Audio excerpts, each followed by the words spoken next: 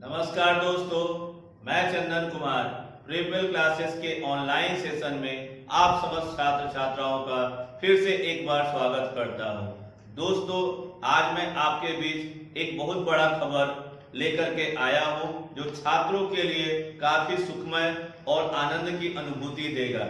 छात्रों को एक बहुत बड़ी समस्या रहती है कि उन्हें तरह तरह के एग्जाम के लिए कई सारे फॉर्म भरने पड़ते हैं, उनके लिए अलग अलग फीस देनी पड़ती है और उसके लिए एक शहर से दूसरे शहर और पूरे देश भर में उन्हें ट्रैवल करना पड़ता है। इन सभी समस्याओं और झंझटों से दूर करने के लिए भारत सरकार ने 19 अगस्त 2020 को एक ऐतिहासिक फैसले की घोषणा की है।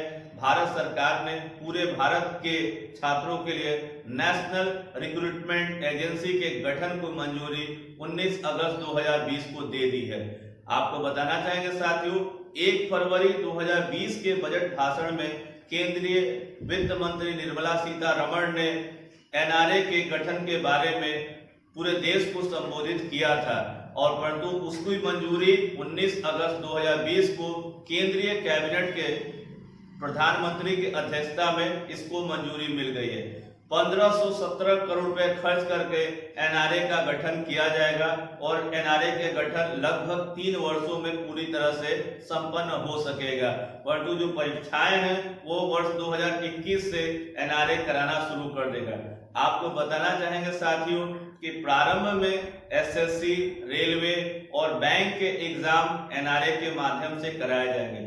एनआरए पूरे वर्ष भर में सीईटी कॉमन एलिजिबिलिटी टेस्ट का आयोजन करेगा। वर्ष में 2 बार इसका आयोजन होगा और यह 3 प्रकार के स्टैंडर्ड में बटा होगा। ध्यान दें साथियों, एनआरए का फुल फॉर्म होगा नेशनल रिक्रूटमेंट एजेंसी और इसके गठन को मंजूरी कब मिली है साथियों? 19 अगस्त 2020 को मिली है। इसे हिंदी में राष्ट्रीय भर्ती संस्थान कहेंगे।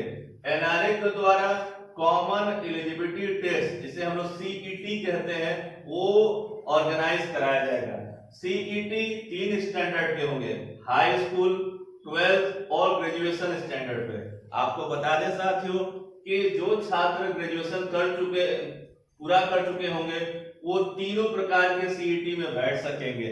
ऐसे छात्र जिन्होंने केवल 12वीं कर रखा होगा वो 10वीं और 12वीं 2 सीईटी में बैठ सकेंगे। क्योंकि हमारे देश में अलग अलग पदों के लिए अलग अलग एलिजिबिलिटी मांगी जाती है, इसलिए इस तरह का व्यवस्था किया गया है। साल भर में, वर्ष भर में 2 बार सीईटी का आयोजन होगा।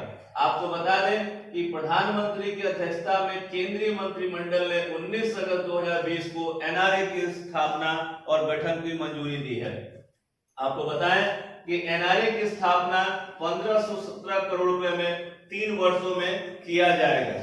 आपको बता दें कि प्रारंभ में एनआरए के द्वारा जो सीईटी का आयोजन होगा उसमें एसएससी, रेलवे और बैंक की सर्विस के लिए भी सीईटी का आयोजन होगा।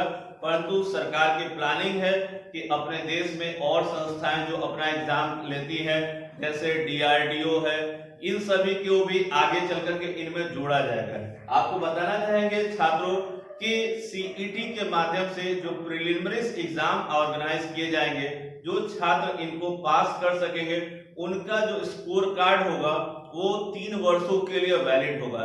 कहने का मतलब कि अगर किसी संस्था के द्वारा, अगर रेलवे के द्वारा कोई एग्जाम या पदों की बहाली की प्रक्रिया शुरू की जाती है तो ऐसे छात्र जिन्होंने सीईटी पास कर रखा होगा वो सीधा एलिजिबल होंगे। पर तो एक खास और भी बात है कि रेलवे इसके लिए दूसरी भी एक भर्ती प्रक्रिया रख सकता है। परंतु छात्रों, आपको इससे क्या लाभ क्या होगा कि जो सीईटी पास छात्र होंगे उन्हें डायरेक्ट दूसरे स्तर में बैठने की मंजूरी मिल जाएगी और आपको भीड़ से बचने को आसानी हो जाएगी।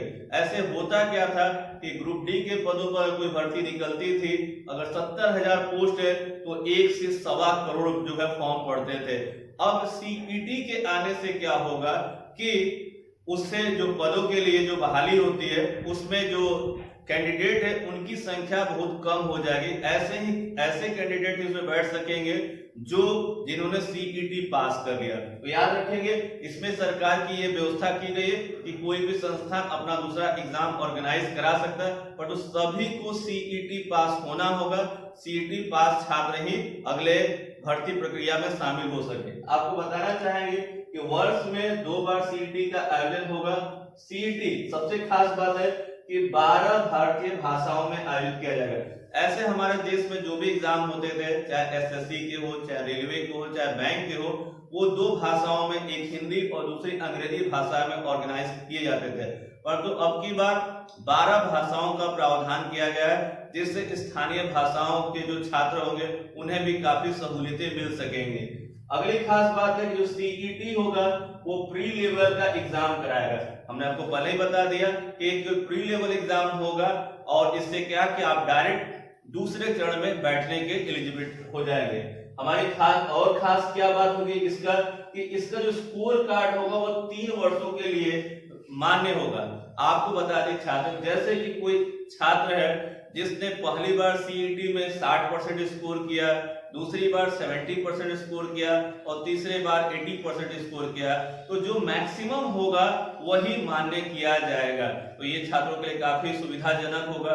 उसके अलावा एनआरए के माध्यम से इस बात की भी घोषणा की गई भारत सरकार द्वारा कि भारत में कुल 1000, याद रखेंगे, देश भर में कुल 1000 परीक्षा केंद्र बनाए जाएंगे और प्रयास होगा कि प्रत्येक जिले में एक परीक्षा केंद्र जरूर हो, ताकि जो जिले का छात्र होगा उसे अपने जिले में ही एग्जाम देने में सहूलियत मिलेगी।